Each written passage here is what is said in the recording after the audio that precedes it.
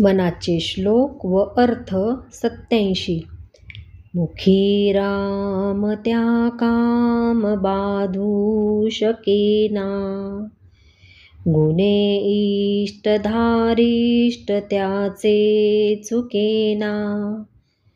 हरी भक्त तो शक्त कामास मारी, जगी धन्य तो मारुती ब्रह्मचारी.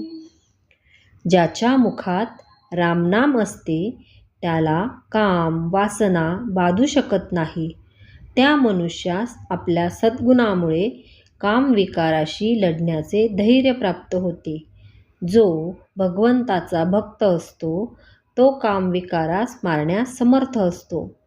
असा ब्रह्मचारी मारुती हा जगामध्ये धन्य होय. जय जय रघुवीर समर्थ.